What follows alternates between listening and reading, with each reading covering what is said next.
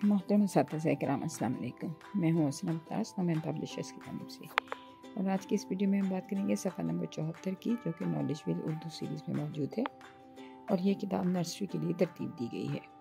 یہ دیکھیے، یہ ہے صفحہ نمبر 74۔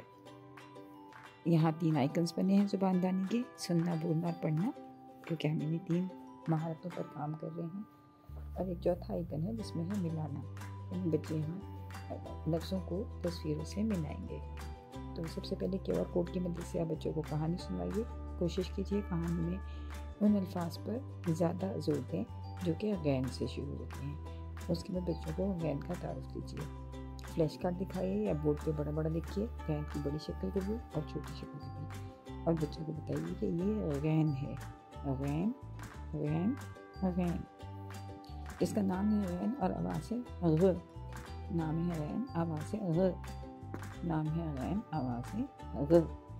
بچوں کو بہت زیادہ مشق فراہم کیجیے تاکہ بچے ہر آواز کو پہچان سکیں۔ اس میں بچوں سے کہیے کہ وہ کہانی کو یاد کریں، اور ریڈ اعلیٰ اسٹوری کی ایکٹیویٹی کروائیے، اور ان سے کہیے کہ اس میں سے وہ لفظ الگ کریں جن کی شروع کی آواز غ ہے۔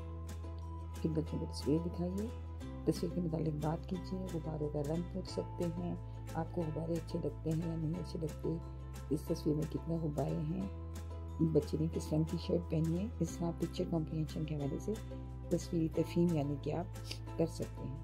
اس کے بعد بچوں کو بتائیے کہ یہ غبارے ہیں، غبارے غبارے، یہ ہے غلیل غلیل غلیل، یہ غلاف ہے، غلاف غلاف، اور یہ ہے غار غار غار۔